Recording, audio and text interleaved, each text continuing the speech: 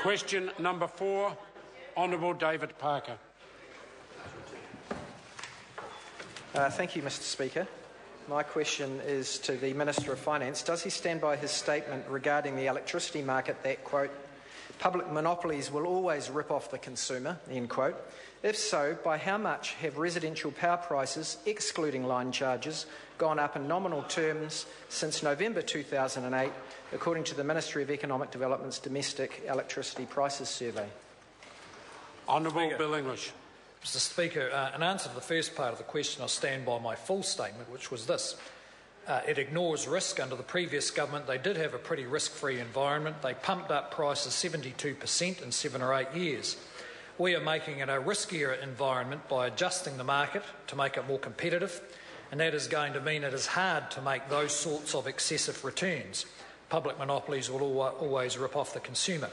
That is why we reject a scheme that would establish a public monopoly in electricity generation as proposed by the member asking the question.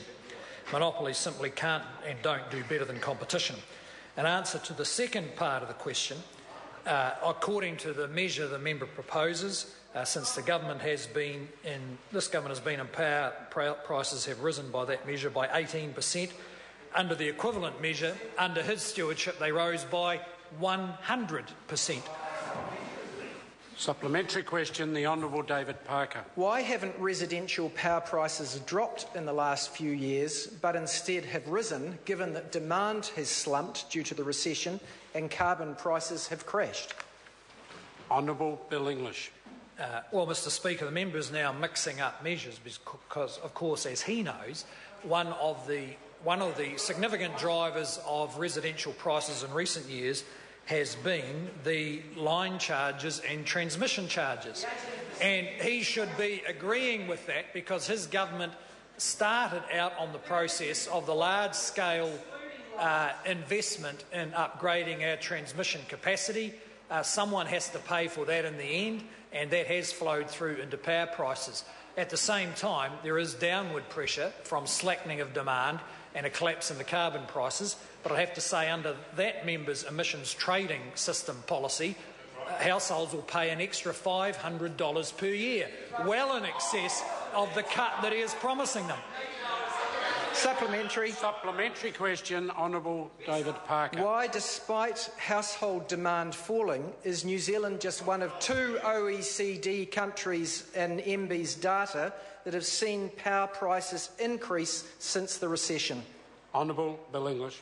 Mr Speaker, as I pointed out to the member before, the investment of something like $3 billion or more in the transmission grid was required in order to provide for reliable supply, and the cost of that has been flowing through to consumers.